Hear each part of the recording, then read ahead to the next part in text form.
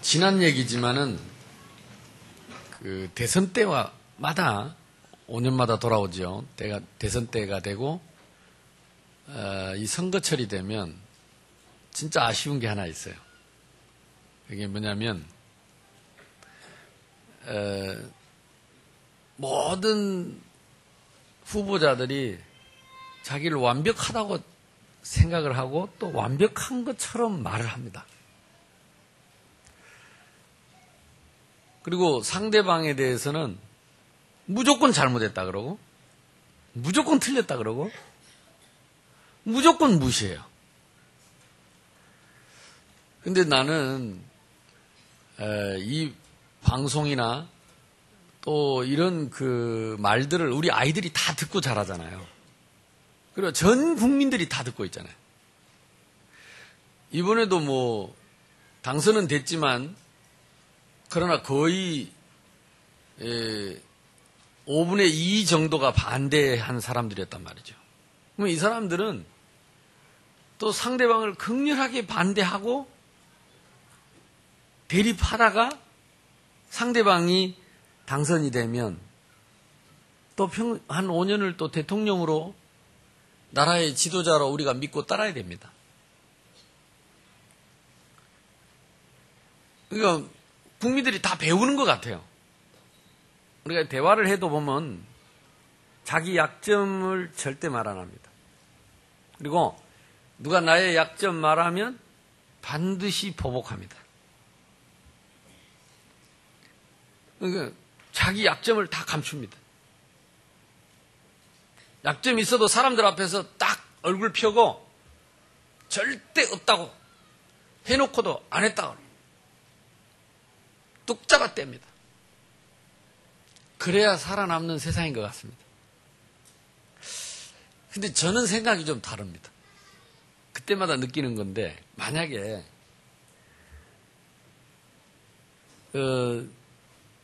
예를 들면 이번에 이 낙선했던 분이 혹시 상대방 그 후보에 대해서 이분은 이런 훌륭한 점들을 나는 진짜 존경하고 높이 산다. 또 그분이 말한 것처럼 나는 이러이러한 부분이 부족하다. 어떻게 사람이 다 완전할 수 있겠냐. 나는 그분의 훌륭한 그런 부분들은 배우고 싶다. 내가 못한다면 내가 혹시 당선이 되면 저분을 등용해서 저분의 훌륭한 부분을 국민들을 위해서 마음껏 활용하도록 나는 등용을 하겠다. 또는 동반자가 되겠다.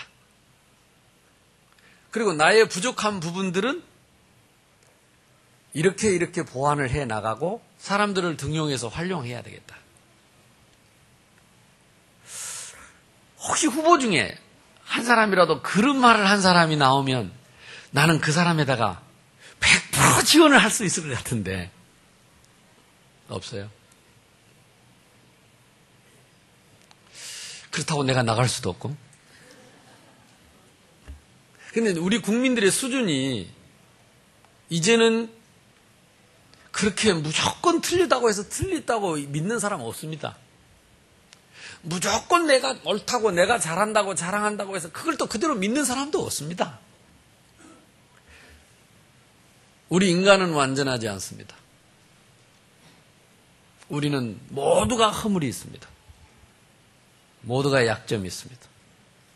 모두가 부족한 부분이 있습니다. 그래서 성경에는 의인은 없는데 하나도 없다 그랬어요.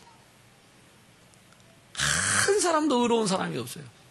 한 사람도 완전한 사람이 없어요.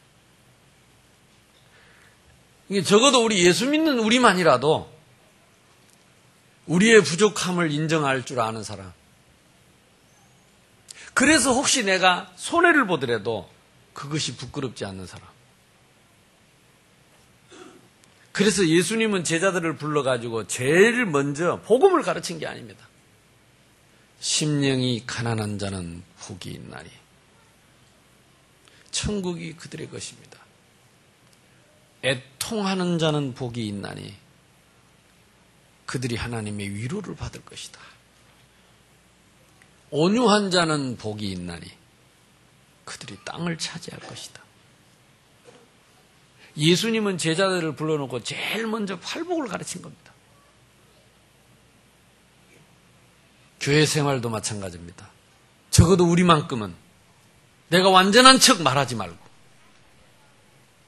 나는 무조건 잘했다는 것처럼 말하지 말고, 우리 모두가 다 부족하지만 또 우리 모두에게 하나님이 주신 장점들이 다 있습니다. 우리는 그 장점들을 모아 가지고 가장 아름다운 교회. 아멘? 그래, 서로의 약점들은 서로 도와서 보완해서 그런 약점들을 극복하고 일어설 수 있도록 도와주는 곳이 하나님의 나라예요. 이게 교회입니다. 그래서 정치인들은 어떻게 정치를 하고 선거를 하든지 간에 적어도 복음 가진 우리들은 예수님의 가르침은 심령이 가난한 자가 복이 있습니다. 아멘? 애통하는 자가 복이 있습니다. 그리스도 안에서 온유한 자가 복이 있습니다. 긍휼히 여기는 자가 복이 있습니다.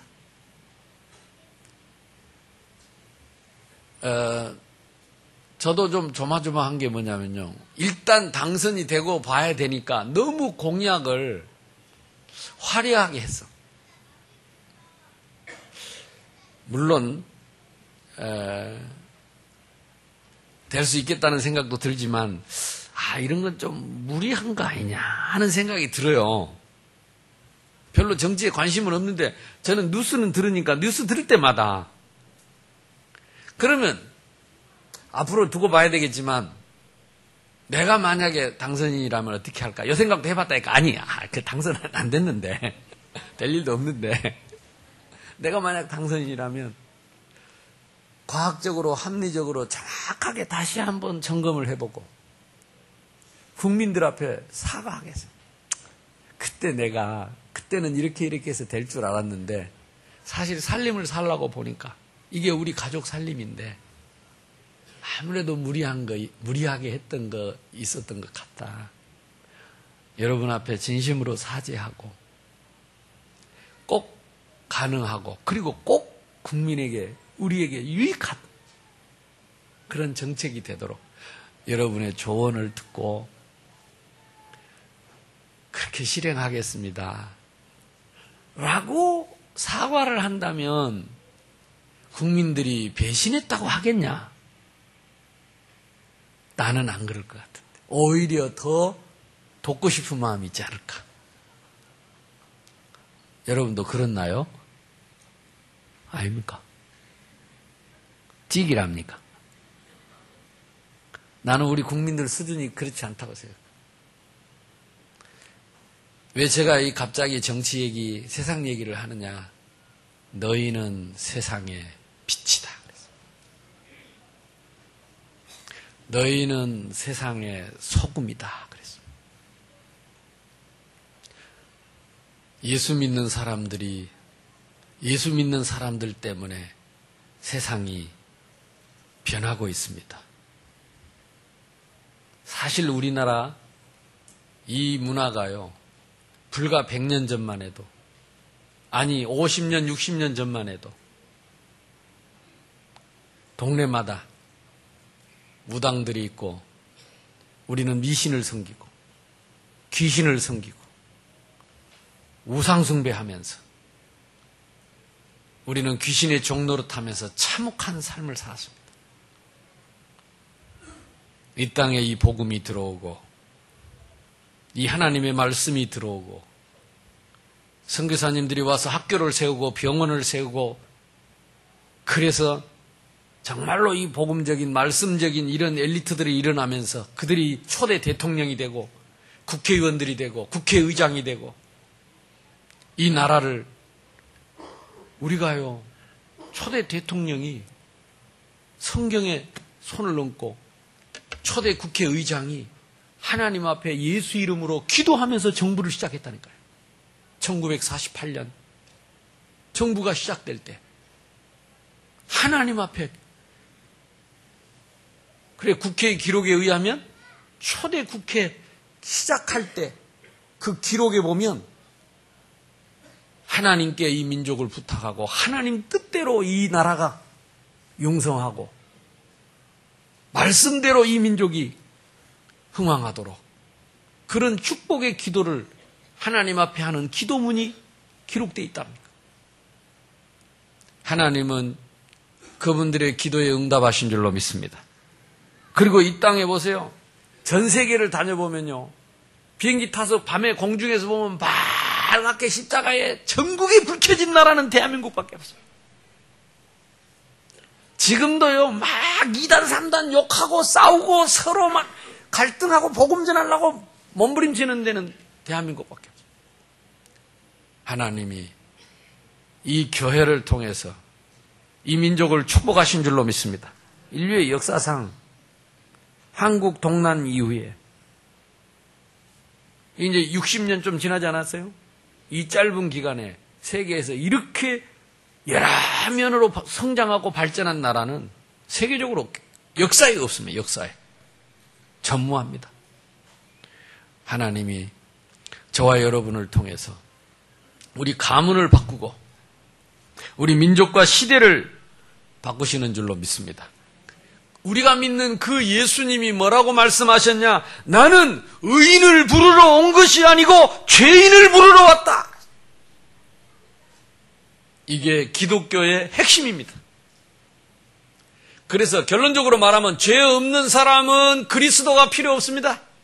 죄 없는 사람은 하나님이 필요 없습니다. 죄인이 아니라고 생각하는 사람은 절대 하나님을 만날 수가 없습니다. 부족함이 없다고 생각하는 사람은 절대 예수를 믿을 수가 없습니다. 그러나 어떤 죄인이라도 예수님 앞에 나오기만 하면 누구든지 죄 사함 받고 하나님의 자녀된 신분 권세를 회복받습니다. 예수 믿고 난 이후에도 마찬가지입니다. 저와 여러분이 나는 죄인이 아니라고 생각한다면 더 이상 그리스도는 필요 없습니다. 나는 부족함이 없다고 생각한다면 생각이 달라지고 마음이 달라지고 말도 달라지고 행동도 달라지고 다 달라집니다. 내가 죄인이라고 깨닫는 사람의 말과 행동과 다르듯이 우리가 주님과 함께하는, 우리 예수님과 함께하는 비밀은 내가 죄인인 걸 깨닫고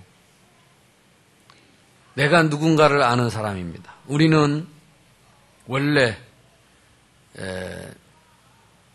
하나님을 만날 수 없는 저주받은 인생이었고 사주팔자 운명, 사단이 준 그 운명에 붙잡혀서 영원히 이 땅에서 사탄의 노예로 살다가 영원히 지옥 가야 되는, 그리고 아비로부터 자손에 이르기까지 3, 4대가 계속해서 영적 대물림을 통해서 망해야 되는 그런 우리가 하나님의 은혜로 우리를 찾아오셔서 우리를 대속하신 은혜로 나사로의 무덤처럼 썩어버린 우리를 찾아오셔서 우리를 불러내신 그 은혜로 내가 구원 얻고 죄사함을 받은 것입니다. 대속함을 받았습니다. 아까 우리가 찬송했어요. 나 대신 예수님이 고난을 받으시고 그래서 우리 죄를 대신 담당하시고 내가 받아야 할 벌을 대신 받으시고 내가 죽어야 할 자리에 대신 죽으시고 내가 받아야 할 지옥 형벌을 대신 받으시고 그래서 내가 하나님의 자녀 되어서 영원히 하나님과 함께 살다가 영원히 하나님 나라에 가게 된 것입니다. 맞습니까? 이걸 잠시라도 잊어버리면 우리는 다른 생각합니다. 이것을 잠시라도 잊어버린 우리는 다른 마음을 먹습니다. 그래서 이걸 잊어버리면 남을 원망하게 됩니다. 남을 판단하게 됩니다. 비판하게 됩니다. 정죄하게 됩니다. 미워하게 됩니다. 이걸 잊어버리면. 그래서 우리 주님은 말씀하십니다. 나는 의인을 부르러 온 것이 아니고 무결점 인간을 찾아온 것이 아니고 결점 인간을 찾아왔다. 내가 결점이 있고 연약하고 죄인이라는 것을 정말로 깨닫고 고백하고 믿는 사람은 그 사람을 우리 주님이 찾아오셨다. 그 사람은 심령이 가난한 자, 그 사람은 애통하는 자요, 그 사람은 온유한 자요, 그 사람은 긍휼히 여기는 자요. 그래서요, 예수 믿는 사람 말 몇 마디만 들어보면 이 사람이 어떤 생각하는지, 어떤 마음을, 어떤 믿음을 갖는지 금방 알 수 있어요. 이게 핵심입니다. 그러면 아이고 교회 가면 맨날 질질 짜고 천부의 의지 없어서 나는 죄인입니다, 질질 짜는 그런 종교냐?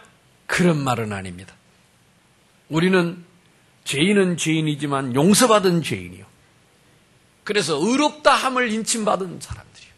그러나 그 은혜는 잊어버리면 안 된다 이 말이에요. 아멘?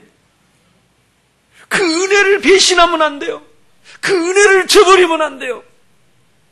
그러면 은혜 저버린 배은망덕한 사람의 신앙이 됩니다. 그래서 예수님은 그걸 원하는 거예요. 우리는 피해갈 수 없습니다. 창세기 3장이 우리에게 왔고 우리 조상 때부터 내려오는 영적인 대물림이 있습니다. 그 어릴 때부터 우상숭배하고 늘 싸우던 부모님 그 사이에서 태어나가지고 어릴 때부터 각인된 그 미움과 원한과 막 가슴에 이 상처와 이 분노가 쌓여 있습니다. 이게 각인되어 있습니다. 건드리기만 톡 하면 터질 것만 같은, 어디 그런 노래가 있는 것 같아요. 우리 속에는 그런 죄성이 다 각인되어 있는 이게 꽉 차 있어요. 그래서 나도 모르게 소리 지르게 되고 나도 모르게 분을 내게 되고 나도 모르게 원망하게 되지만은 이게 우리의 죄성입니다. 우리가 의롭습니까? 죄 없습니까? 깨끗합니까? 완전합니까?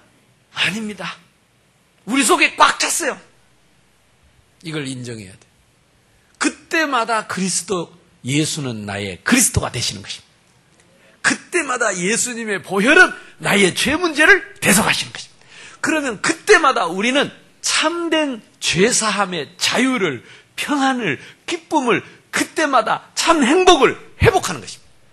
내 영혼의 극히 깊은 곳에서부터, 내 영혼의 극히 깊은 데서 맑은 가락이 울려나네. 그때 나오는 거예요. 그때 딱 덮어놓고 회칠한 무덤처럼 속에는 썩어 있는데 껍데기를 가로막고 자존심 세우고 절대 인정 못하고 내 영혼의 극히 깊은 데서 썩는 냄새가 올라오네. 라지 인상수. 지금 갑자기 인상이 펴집니까? 이게 속에 썩어갖고 이래요. 지금 막 나오려고 막 가득 이게 변이 속에 차가지고 화장실 가는 그 사람 인상이 이렇게 가겠어요? 그래서 내가 죄송합니다. 이게 바울이 그랬다니까. 배설물이라고. 그리스도 외에는 다 배설물이라고. 이걸 많이 담고 있으면 표정이, 옆 사람 얼굴 한번 보세요. 무슨 표정이? 배설물 담고 있는 표정인지, 생명의 강수가 콸 흘러 터지는지. 할렐루야. 오늘 이 마태라는 사람은 이 마태복음을 기록한 사람입니다. 근데 자기가 예수님 만난 사건을 자기가 기록을 했어요. 이 속국시대, 로마의 속국시대의 이 세리는 뭐냐? 그 시대의 엘리트면서도 세금을 갈취하고, 그래서 사람들에게 매국노 취급을 받고, 강도 취급을 받고, 반역자 취급을 받고, 어느 정도 이 인정을 못 받았느냐? 법정에 가서 증인으로 서면 증인 채택이 안 될 죄인이요. 세리는 증인 채택이 안 돼. 그만큼 죄인이었어요. 그 마태를, 이 마태 누가복음에 보면 알페오의 아들 레이라고 그랬습니다. 이름도 레이요. 마태라는 이름 뜻이 하나님의 선물입니다. 아마도 원래 이름이 레이였는데 마태라는 이름을 별명을 뒤에 주신 것이 아닌가, 별명을 붙인 게 아닌가 이렇게 생각이 됩니다. 왜냐하면 베드로도 베드로 이름이 아닙니다. 원래는 시몬인데 베드로는 별명이거든요. 마태도 이름이 아니고 원래 이름은 레이인데 마태, 하나님의 선물, 하나님의 은혜라는 이름의 별명을 준 것 같습니다. 이런 죄인이 사도제자로 부름을 받았어요. 사도제자는 뭡니까? 예수님 대신에 말씀을 전달해야 되는 지금으로 말하면 목사입니다. 사도 제자로 이 죄인이 부름을 받았습니다. 이 사람이 마태복음을 기록했습니다. 그 시대에 이 로마의 그 세관원을 했기 때문에 세금을 받는 그런 세관 공무원이었기 때문에 굉장히 엘리트였습니다. 적어도 한 3, 4개국어를 할 수 있는 엘리트였습니다. 그렇기 때문에 이 마태복음을 보면요, 똑똑 떨어지잖아요. 마태가 이 글을 기록해 놓은 게 굉장히 내용이 함축적이면서도 깊습니다. 이 짧은 성경 구절을 우리가 읽었는데 요 안에 기승전결이 다 있다니까요. 그러니까 제가요, 본문을 길게 잡고 설교를 할 수가 없도록 딱딱 사건을 요약해서 지금 아주 이 문학적인 글솜씨가 뛰어난 사람이에요. 그래서 여러분 마태복음을 딱 읽어보면요, 굉장히 조직적입니다. 로마서를 읽어보면 또 그렇습니다. 그 로마서는 바울이 기록을 했죠. 어쨌든 내용이 아주 함축이죠. 이 엘리트였기 때문에 그렇습니다. 결국 이 사람은 예수님이 부를 때 모든 것을, 누가복음 5장 28절에 보니까 모든 것을 버리고 따랐다 그랬습니다. 여기서 모든 것이라는 것은 그 좋은 직업, 지금도 뭐 그 직업이 좋지요. 근데 그때 당시는 말할 수가 없었습니다. 그 모든 직업을 다 버리고, 쉽게 말하면 사표를 내고 이제 사도 제자로 부름을 받아서 예수님을 따라 나섰습니다. 그것은 이미 예수가 그리스도라는 걸 알고 있었고, 예수님께서 우리의 모든 문제 해결자이신 바로 우리가 기다리는 그 메시아라는 걸 알고 있었기 때문이겠죠. 시간표가 왔을 때 이 마태는 결단하고 일어섰습니다. 그리고 결국은 파르디아에서 이 복음을 전하다가 순교했다고 전해지고 있습니다. 바로 예수님은 이 마태를 부르셨습니다. 이걸 영어로 콜링이라고 하는데, 우리 개개인을 하나님은 마태를 부르듯이 우리를 부르신 것입니다. 여러분이 여기 앉아 있는 것이 그냥 앉아 있는 것이 아닙니다. 하나님이 나를 마태처럼 부르셨다. 어떻게 부르셨습니까? 세관에 앉아서 일하고 있는데 그 자리에 찾아오셨어요. 어떤 사람은 우리가 예수님 부름을 받으려면 다 내버리고 그냥 신학교를 가고 뭘 그냥 내가 해. 그렇지 않습니다. 저는요, 목사 안 하려고 10년을 도망다닌다니까. 처음부터 나는 목사 안 하려고 도망다녔어요. 왜? 못하겠더라고요. 답이. 그러니까 어떤 사람은 목사 하려고 처음부터 막 설치는 사람이 있더라고. 처음부터. 그러니까 그런 사람들을 보면 또 목사 하려고 하는 것만큼 그렇게 또 역사가 안 일어나요. 나는 안 하려고 자꾸 도망가려고 10년을 도망다닌다니까. 도망다녔는데 붙잡히가 코가 끼가. 저는 지금도 내가 생각할 때 참 인격적으로 난 모든 게 목사하기에 좀 부실한 게 많아요. 여러분 아시죠? 저런 말은 안 했으면 쓰겠는데 이 목사가 돼가지고 나도 모르게요. 그러니까 내가 좀 그럴 줄 알았으면 고상한 부모님 밑에 자라가지고 고상하게 좀 말도 좀 배우고, 내가 그럴 줄 알았으면 좀 고상하게 책도 좀 보고 이랬을 건데, 사실 별로 안 그래. 나 저 푸른 초원이 그림 같은 집을 짓고 사랑하는 님과 함께 한데 이런 거 꿈이었다니까. 그런 내가 목사를 어떻게 하겠어요. 근데 하나님이 찾아오셨어요. 제가 하나님 앞에 그 서원을 했거든. 뭐라고 써있냐. 내 동생, 지금 저 둘째 동생, 목에 혹이 1년에 환절기 되면 김일성의 혹처럼 2개씩 생겼다니까. 결핵이 임파선의 결핵이 생겼어요. 요즘은 결핵 별거 아닌데, 지금 40년 전에 결핵은요, 그때 당시는 약이 없었어요. 그래서 애양원 문둥촌, 나환자촌에서 미국서 온 그 약을, 결핵약을 이만씩 한 거, 하얀 거를 한 끼에 6개씩 먹으래. 이게 그때 보리밥 먹고 시골에서 이거 못 먹더라고요. 둘 중에 하나래요. 네가 이 약을 먹고 살면 결핵을 이기고, 안 그러면 이 약이 너를 죽일 거라고. 근데 얘는 약을 안 먹더라고. 못 먹어요. 너무 속이 쓰리고 힘드니까. 하고 화장실에 다 버려요. 재래식 화장실에. 그래서 내가 간증하고 다녔다니까. 우리 집 화장실은 구데기가 없다. 이 약이 얼마나 독한지요. 구데기가 안 생겨요. 근데 이게 1년에 2개씩 생기는 거예요. 그냥 아버지가요, 면도칼을 불에다 구워가지고 퍽 째면 이게 뚝배기로 하나씩 나오는 거예요. 한 달을 울고 뒹굽니다. 봄 되고 가을 되면. 수술을 2번이나 했는데 안 나아요. 근데 내가 부흥회 때 괜히 동생이 또 아파갖고 막 집안에서 뒹굴던 걸 내가 보고 와가지고 서운했다니, 하나님 혹시 우리 동생 병이라도 고쳐주면 그렇게 하기 싫은 목사라도 하겠습니다. 이랬다니까. 그렇게 하기 싫은 목사라도. 왜? 안 고쳐주실 걸로 확실히 믿고. 진짜입니다. 못 고칠 걸 확실히 믿고.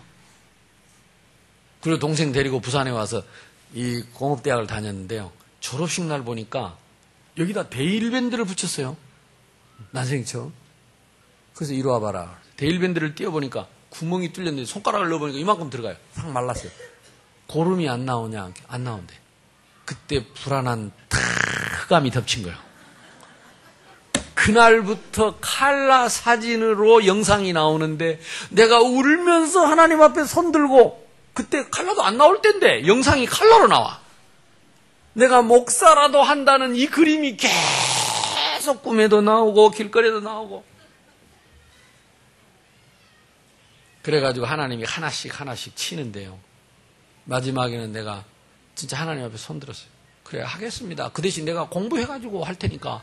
그래가지고 그때부터 내가 부산 학원에 등록해가지고 낮에는 그 일하고 밤에 야간 그 종합반 11시까지 그걸 1년 반을 될 수 있으면 오래 하려고. 왜? 질질 오래 끌어갖고 될 수 있으면 안 가보려고. 그래가지고 마지막 원서를 어디다 냈냐? 동아대학의 법대에다가 야간부에 넣었어요. 왜? 공무원 생활 계속 하니까 그거 하면 도움될까봐. 그래가지고 또 미룬 거지요. 내가 졸업하고, 대학 졸업하고, 일반 대학 졸업하고, 그때 뒤에 가면 되지요. 근데 그날 밤에 하나님이 나를 꼬그라뜨렸는데 눈밭에 쓰러졌어요. 부산에 그때도 한 30년 만에 눈이 왔는데 눈이 더 뒤집어가지고 아침에 일어나니까 내가 눈밭에서 일어난 거죠. 그날부터 3일 동안 계속해서 오바이트를 하고 토해내는데 아무것도 안 돼. 진짜 똥물까지 다 넘어오는데 아무것도 못했어요. 딱 요나 생각나더라고. 그래서 내가 항복, 하나님 항복. 그리고 그날로 다시 고향에 내가서 학교 가서 원서 써가지고 고신대학에 원서 내고 나니까 거짓말같이 몸이 나는 거 있죠. 저는 솔직히 그래, 고신대학 다닐 때도 계속 데모하고 뭐 딴짓했다니까. 내가 맨날 교수하고 싸우고. 왜? 목사하기 싫어가지고. 나는 목사 못하겠더라. 근데 하나님이 나를 부르셨어요. 지금 생각해보면요, 그렇게 못된 나를 참으시고 기다리시고 얼레고 달래고 그래가지고 여기까지 데려오셨어요. 콜링. 그래서 저는요, 여러분, 딴 거는 안 믿어도 됩니다. 잘 안 믿어도 되고, 하나님이 오목사를 불렀다는 거. 하나님이 세우고, 오목사는 되게 하기 싫은데, 하나님이 시켜가지고, 진짜입니다. 저는 이거는 진실로 얘기할 수 있습니다. 고신대학을 졸업하고도 못하겠다고 시골로 도망갔어요. 도망간 그 집에 식구들이 모여서 날마다 예배 드리는 거예요. 차, 원수도 외나무다리지 목회 안 하려고 도망갔더니 집에서 예배 드리고 거기서 개척이 시작된 거예요. 그래서 할 수 없이 거기서 개척을 시작한 시골에서. 이 가덕도 기도원에서 내가 3일 금식하면서 일주일 금식 작정하고 왔다가 3일 금식하고 회개하고 돌아가서 콜링. 저와 여러분 여기 앉아있는 사람은 한 사람도 예외 없이 여러분 뜻대로 마음대로 예수 믿는 사람은 없습니다. 하나님이 이 마태를, 이 죄인 마태를 불러서 주의 종으로 세우신 것처럼 부족하고 모자란 저와 여러분을 우리 주님이 직접 찾아와서 나를 따르라! 나를 따르라! 저와 여러분을 부르신 줄로 믿으시길 바라고, 여기 와 있는 사람을 다 그렇게 하나님이 불러서 여기 앉아 있는 거요. 그래서 소중한 거요. 그 한 사람이 그래서 소중한 거예요. 여러분 보실 때는 우습게 보일지 모르지만 하나님은 천에 하나 만에 하나 눈에 넣어도 안 아플 내 새끼를 불러다가 앉혀놓은 거예요. 여러분이 하나님 자녀가 맞다면 그 하나님의 마음을 가져야 돼요. 내가 누구였는가? 나는 지금 누군가를 모르면 우리는 어떻게 사는지 모릅니다. 신앙생활 어떻게 해야 되는지, 교회생활 어떻게 해야 되는지 모릅니다. 옆 사람하고 인사합시다. 당신은 소중한 사람입니다. 어찌 여기와 앉아있는겨? 대답하세요. 주님이 불렀다 마. 내가 막 오고 싶어 왔나? 주님이 내 일로 불렀다 아이가? 아멘? 오고 싶어 온 사람 아무도 없어. 하긴 뭐 교회 가고 싶어서 삐죽삐죽 했다는 사람 오직 답답하니까 그랬겠지만 그것도 다 하나님의 부르심이 콜링. 나를 따르라. 여러분 일하는 자리에 성실하게 일하고 복음 전하고 있으면 하나님이 부르십니다. 나를 따르라. 예수님을 위해서 잔치를 베풀었습니다. 그때 바리새인들이 또 비방을 했어요. 그래서 여러분 진짜 이 은혜를 받은 사람은요, 누가 나를 비방해도 안 억울해요. 내가 언제 그래? 그러면서도 속으로는 그래, 나는 죄인이야. 그래. 누가 나를 비방할 때 그래, 나는 죄인이지. 비방받아 마땅하지. 마땅하지. 옆 사람하고 인사합시다. 마땅합니다. 우리는 마땅한 사람. 아이고 근데 막 내가 언제 그랬냐고 대든 거 보면 그래 말이야. 우리가 언제 그랬겠어요? 늘 그랬지.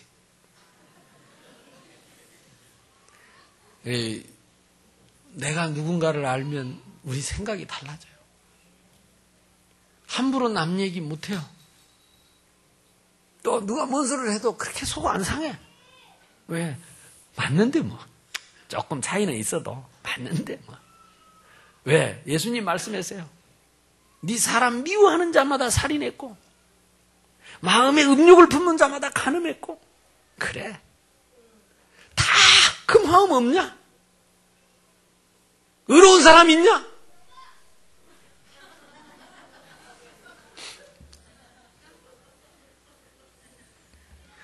하나님은 그런 우리를 찾아오셨어요.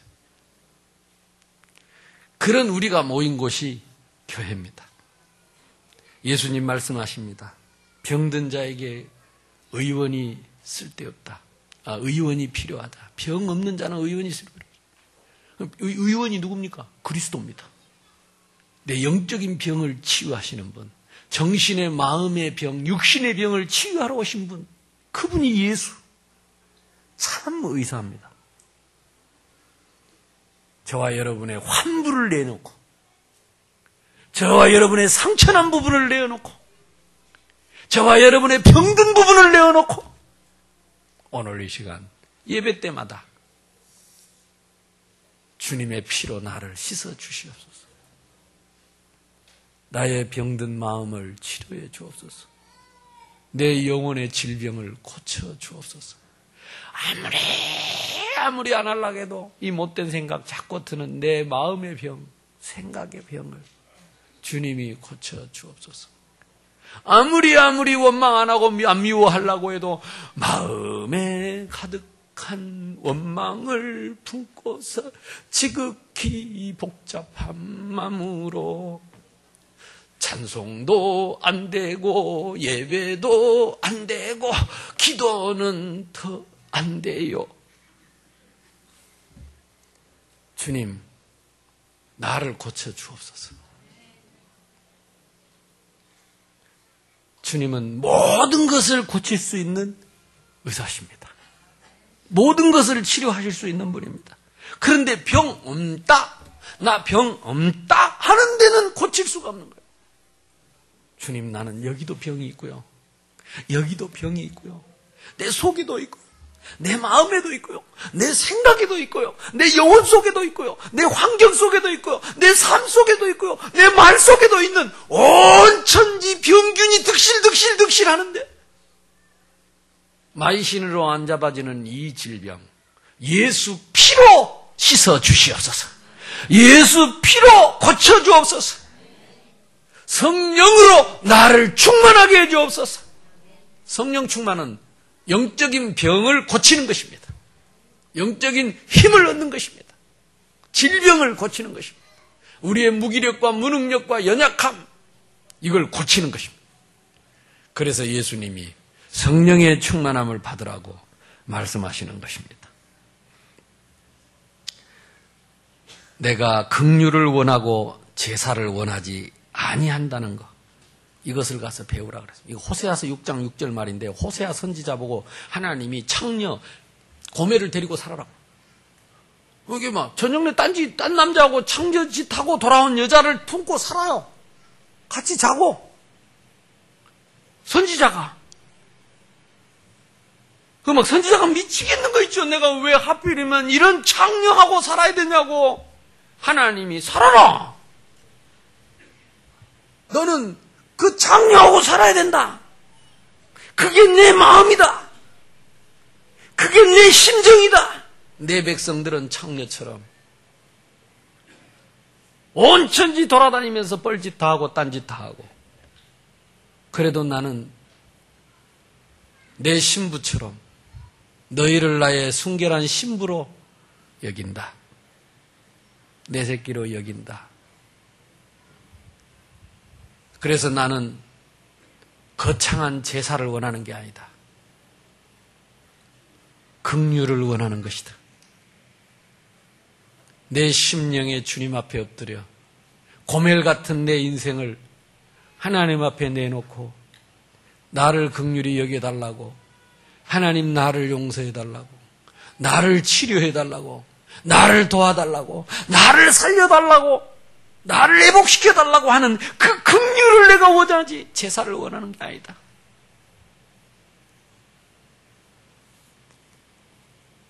저와 여러분이 이 자리에 있게 되기를, 이 음성을 듣는, 이 말씀을 붙잡는 그 자리에 있게 되기를 주님의 이름으로 축원합니다. 나는 의인을 부르러 온 것이 아니라 죄인을 부르러 왔노라 그랬습니다. 주님과 함께하는 비밀입니다. 날마다 주님의 은혜 속에 있는 비밀입니다. 날마다 생수의 강이 흘러넘치는 비밀입니다. 주님의 사랑이 날마다 넘쳐나는 비밀입니다. 우리가 받을 응답, 나를 찾아오셨습니다. 그리고 나를 부르셨습니다.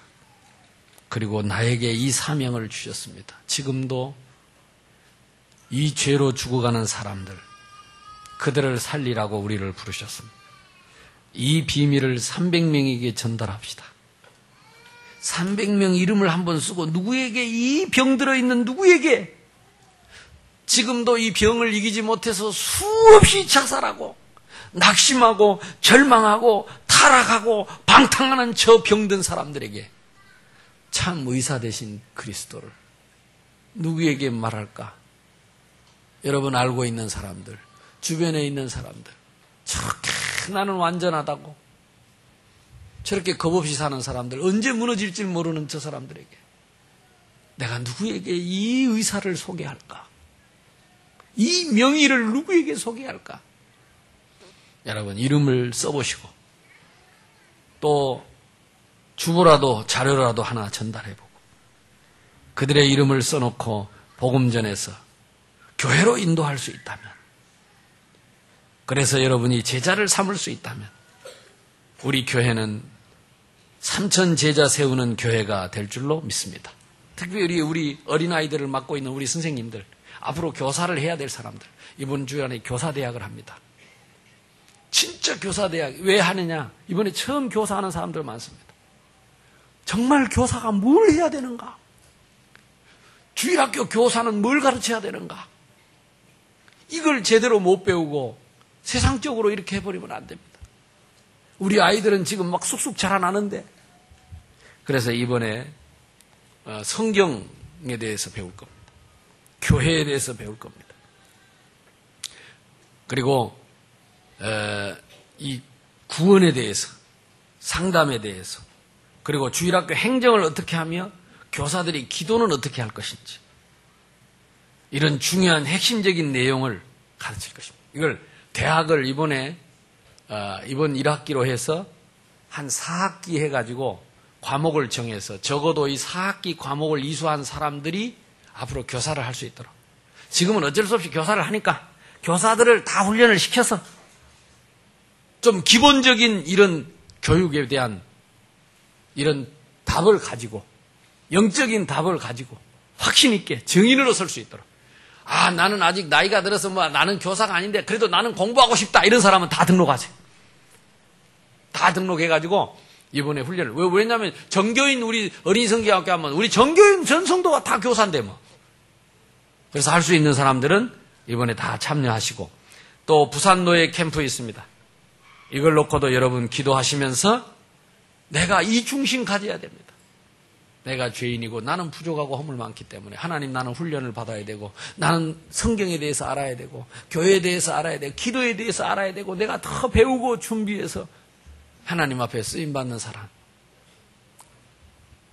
진짜 나를 부르시고 나에게 주신 이 사명을 감당할 수 있는 사람으로 준비되게 해 주옵소서.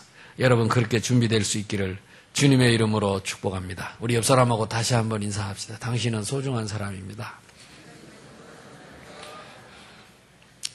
주님 앞으로 나아갑시다. 주님이 당신을 부르셨습니다. 우리 합심해서 한번 기도하겠습니다. 하나님, 내가 잠시도 주님의 은혜를 잊지 않게 해 주옵소서. 나는 누구였으며 주님을 만나서 어떻게 변화되고, 나는 그럼 앞으로 어떻게 무엇을 위해 살아야 하는지, 내가 이 복음 앞에서, 말씀 앞에서 날마다 주님과 함께하는 비밀을 누리도록, 그래서 온 성도들과 함께 손을 잡고 이 땅에 참 복음 운동할 수 있도록 우리 주여 한번 부르고 기도합시다. 주여! 감사합니다. 하나님, 이 시간에도 하늘문을 여시고 우리에게 말씀하시고